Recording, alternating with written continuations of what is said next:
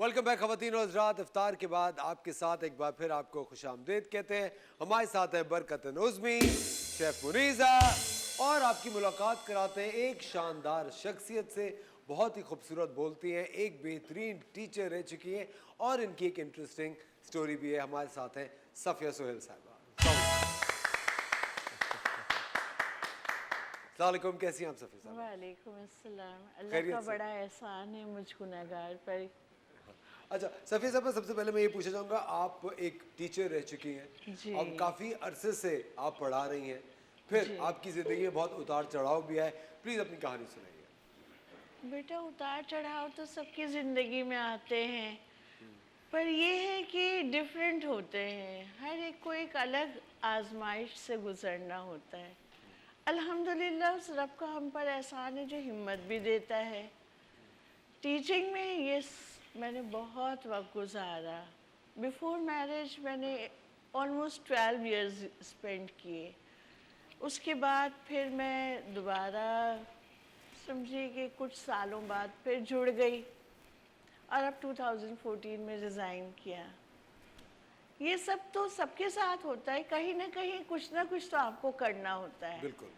اور وہ کرنا پڑتا ہے جس کا آپ نے کسی زمانے میں کہا ہوتا ہے no I can not do that. یہ کبھی کبھی سوچا بھی نہیں ہوتا.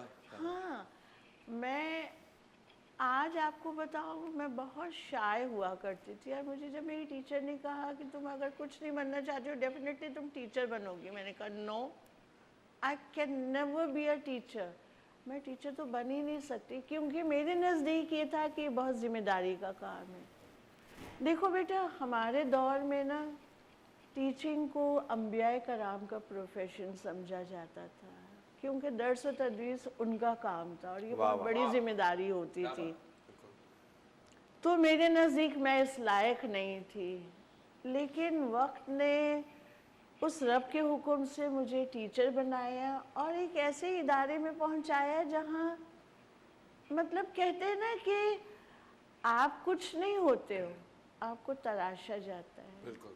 وہ ایک ایسا ادارہ تھا غلامان عباس اسکول, جس نے مجھے ریفائن کیا, اتنا ریفائن کیا کہ پھر جب میں دوبارہ ضرورتاً نکلی تو that service certificate was heavier than my educational certificates. وہاں گئی, وہاں بھی الحمدللہ رب نے مجھے عزت دی, B V S Parsi high school میں. اگین جب وہاں سے چھوڑا تو اب میرا کل سرمایہ وہ 2 سروس سرٹیفکیٹس ہیں, جس کو دیکھ کر کوئی مجھے منع نہیں کرتا ہے.